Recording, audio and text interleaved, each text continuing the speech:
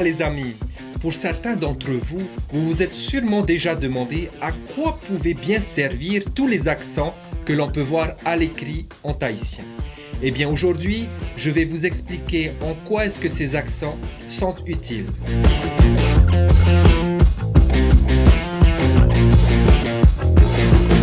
Ces accents qu'on appelle techniquement des signes diacritiques se retrouvent dans plusieurs langues telles que le français ou l'espagnol par exemple. En français, le mot élève comporte deux signes diacritiques, c'est-à-dire un accent aigu et un accent grave. Sans ces signes diacritiques, la prononciation de ce mot serait différente, donc erronée. Ça donnerait élève. Je vous donne un deuxième exemple en français avec le mot façade. Eh bien, la cédille, juste ici, est un signe diacritique aussi. Sans ce signe, la prononciation du mot ne serait plus façade, mais facade. Pour revenir au tahitien, à l'écrit, le signe diacritique accompagne toujours une voyelle et permet d'en modifier le son.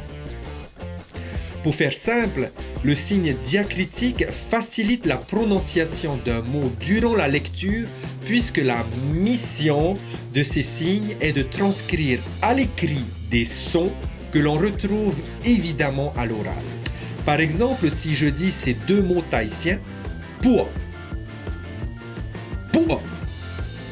vous entendez bien qu'à l'oral, il y a une différence en termes de prononciation. Eh bien, s'agissant particulièrement du deuxième mot, cette différence de prononciation, donc de son à l'oral, est représentée à l'écrit par un signe diacritique. Avant de voir ensemble le premier signe diacritique utilisé par l'Académie tahitienne Farivan-A, qui est une institution fondée par le territoire en 1972 et dont la mission est la conservation et la promotion de la langue tahitienne, il faut savoir qu'en Réo-Tahiti, les signes diacritiques se placent toujours devant une voyelle ou alors au-dessus d'une voyelle, mais jamais devant ou au-dessus d'une consonne. Le premier signe diacritique que je veux vous présenter est celui de l'occlusive glottale ou appelé en tahitien eta et représenté par une apostrophe. Si le eta est un signe diacritique, il est également considéré par l'Académie tahitienne comme faisant partie de l'alphabet tahitien en tant que consonne. Le eta doit produire un son bref et abrupt. Votre poitrine doit expulser rapidement au travers de la gorge le son produit. Écoutez. A, E, I, O, OU. Je vais exagérer volontairement la prononciation des mots afin que vous puissiez bien identifier les états pour éventuellement les reproduire si vous le désirez. Voici quelques exemples. Fa, Ha-A-Pi, Pere-O-O, Upo-O, Pua, To-O.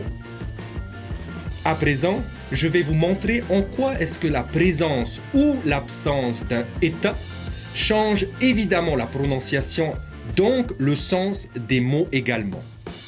Ori, Ori, Pa, Pa, Oa-Oa, Oa-Oa, Moi, Moi,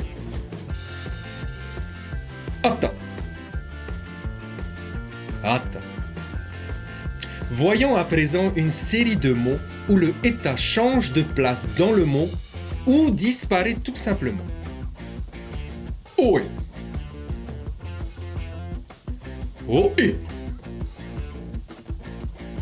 Oe. Pour conclure, j'aimerais vous donner une liste de mots avec laquelle vous pourrez exercer votre prononciation des états. Vous êtes prêts? Aito, Amu, Amu, Ra'a, Ana. Apa. Eu. Faehau.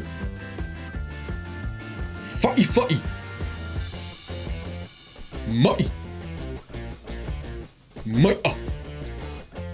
Voilà, chers amis, nous en avons terminé pour aujourd'hui, mais nous nous retrouverons demain pour la suite des signes diacritiques. Traia hoherma, wauti tatato nei hapir anote yemhana, e ananhai tato e fareref ahawa iruto tatato anhor a ereuto. Yaurana, e na tu terhua.